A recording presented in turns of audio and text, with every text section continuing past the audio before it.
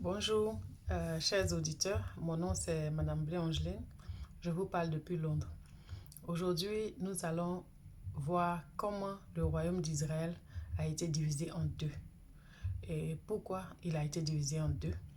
Nous allons nous pencher aujourd'hui sur le livre de 1 roi chapitre 12. On peut aussi lire 1 roi chapitre 11, mais vraiment nous allons plus nous accentuer sur 1 roi chapitre 12. La division du royaume d'Israël en deux, le royaume du nord et le royaume du sud. Pour tout commencer, c'est le roi Salomon qui est le fils du roi David. Dieu avait promis au roi David qu'il ne manquerait jamais un successeur sur le trône de la famille, de la lignée de David. Mais il s'est trouvé que le roi Salomon, qui était un des plus sages rois jusque-là, à la fin de ses jours, vers la fin de ses jours, il s'est détaché un peu de Dieu, il s'est attaché au Dieu de ses nombreuses femmes. Salomon avait 700 femmes de famille royale et il avait 300 concubines. Et il a commencé à adorer les dieux de ces femmes étrangères et cela a déplu à Dieu. Donc Dieu a décidé d'arracher le royaume de la main de Salomon et de garder par égard à David. Dieu a décidé de garder juste 2 tribus à la famille de David et les 10 autres tribus à quelqu'un d'autre. Et c'est ce que nous allons voir ce soir. Donc, il y a un jeune homme qui s'appelait Jéroboam. Et Jéroboam, il était vraiment talentueux. Il travaillait bien. Il a travaillé dans la construction du temple de Dieu et de la maison. C'est un des grands, je ne sais pas si faut dire architecte, mais il a beaucoup travaillé pour Salomon. Et Salomon a vu tous ses talents. Salomon a établi Jéroboam sur la maison de Joseph pour qu'il soit intendant de tout ce qui se passait sur la maison de Joseph. Et quand Dieu, un jour, Jéroboam, le jeune homme, il sortait de Jérusalem et il passait par les champs et il a été rencontré par un prophète qui s'appelle Achija. Et le prophète portait un manteau qui était tout neuf. Le prophète Achija a ôté son manteau, il a fondu en 12 morceaux. Il a demandé à Jéroboam, qui était le serviteur de Salomon, de prendre pour lui 10 morceaux. Et Jéroboam a pris les 10 morceaux. Et Achija, qui prophétisait, lui dit, ok, je déchire maintenant, ainsi parle l'Éternel, je déchire le royaume de la main de Salomon et je t'en donne 10 tribus. Et par égard à mon serviteur David, je vais garder 2 tribus pour David. Jéroboam est parti, mais je crois que, écho faisant, le roi Salomon a eu écho de ce qui s'est passé. Il voulait s'en prendre à Jéroboam. Jéroboam même a porté main. Il a levé la main contre Salomon. Et du coup, Salomon cherchait à le tuer. Donc Jéroboam a fui. Il allait en Égypte pour se réfugier jusqu'à la mort du roi Salomon.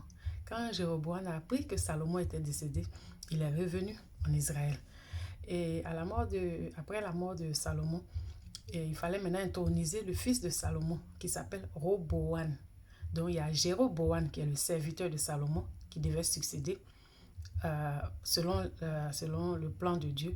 Jéroboam devait avoir 10 tribus et Roboam qui est le fils de Salomon qui devait maintenant succéder à son père, lui devait avoir 2 tribus. Mais voici comment les faits vont pouvoir se dérouler pour que la prophétie de Dieu s'accomplisse. Amen.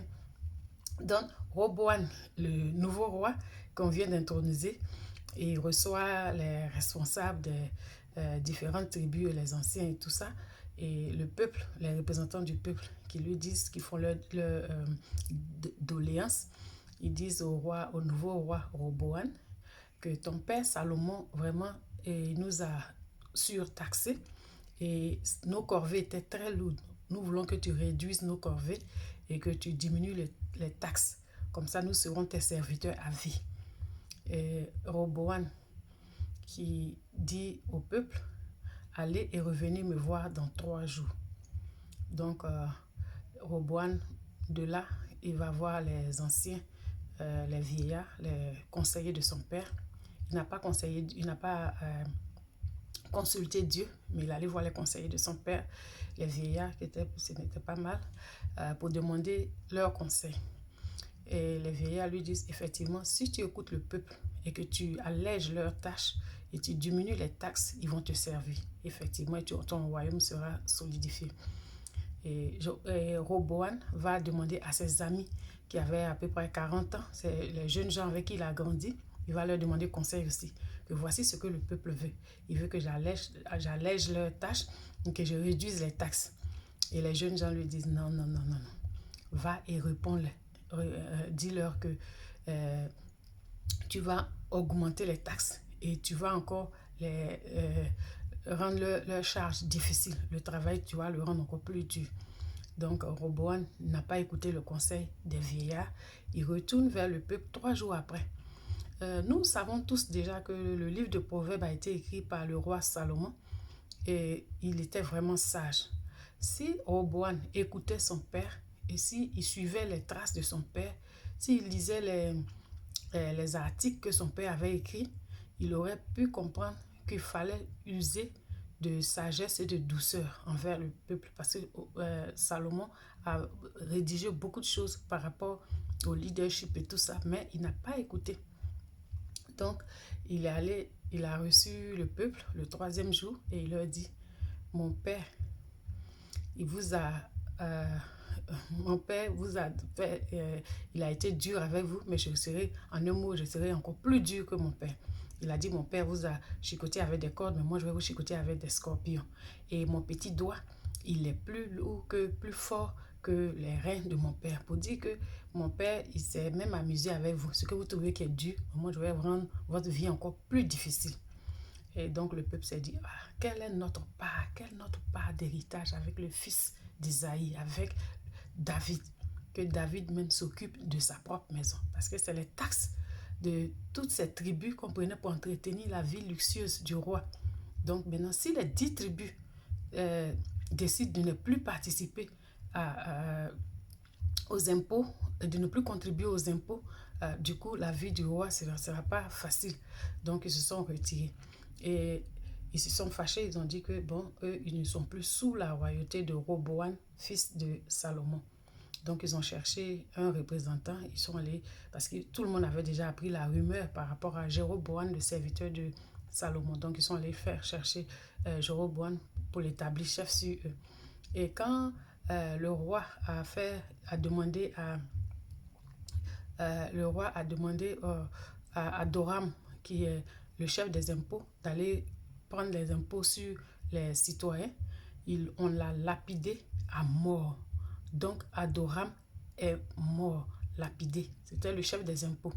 Et quand Roboam, le nouveau roi, qui est fils de Salomon, a appris ça, il est monté sur son char, il est descendu à Jérusalem. Jérusalem, c'est dans Juda, c'est dans le sud. Donc les deux royaumes, les deux tribus qui restaient maintenant à David ou à la famille de la lignée de David, c'était Juda et Benjamin. Juda et Benjamin. Mais Juda est la plus grande tribu, donc on parle toujours du royaume de Juda. Mais Benjamin aussi est au sud. C'est les deux tribus qui sont restées pour la famille de David.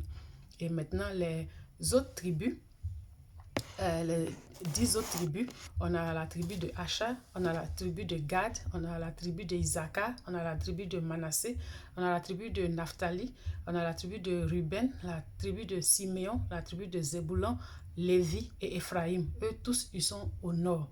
Et Juda et Benjamin au sud. C'est à Juda que se trouve Jérusalem, dans le sud. Dans le nord, il y a 10 tribus et le sud, il y a 2 tribus. Et donc, ils se sont révoltés. Ils ont dit qu'ils ne contribuent plus. Et Jéroboam, qui n'est pas de famille royale que Dieu a choisi par grâce, qui est monté, au lieu de s'attacher à Dieu pour cette grâce que Dieu lui a faite, lui aussi a commencé à se rebeller contre Dieu. Il dit que le peuple risque de retourner à Roboam au sud quand ils vont aller faire les fêtes, quand ils vont aller célébrer les fêtes, ils risquent de porter leur cœur vers Roboam. Donc il a fabriqué des hauts lieux, il a fabriqué de nouveaux lieux, il a choisi des prêtres, lui-même des sacrificateurs, pour servir dans la maison de Dieu qu'il a fabriqué. Il a fabriqué des veaux d'or, 2 veaux d'or, un à Bethel, un à Dan, où les gens devaient pouvoir servir Dieu. Mais c'était de l'idolâtrie, parce que ce qui était établi, c'était dans le sud. Mais il ne voulait pas qu'il parte dans le sud pour ne pas qu'il se rattache ou se rallie à Roboam, parce qu'il voulait toujours être roi. Mais il a oublié que c'est Dieu qui lui a fait grâce pour être roi. N'étant pas de lignée royale, Dieu l'a choisi. Mais lui-même, il a utilisé ses propres moyens pour se maintenir au pouvoir. Et du coup, il s'est éloigné de Dieu. Et Dieu n'était pas content.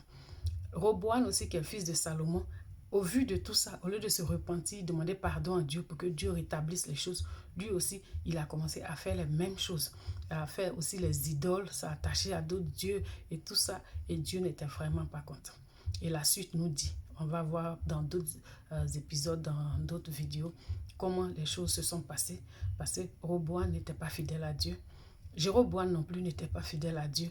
Donc, la lignée après David, Salomon n'a pas été fidèle à Dieu. Et cette division-là a continué jusqu'ils sont allés en captivité, en Syrie et tout ça.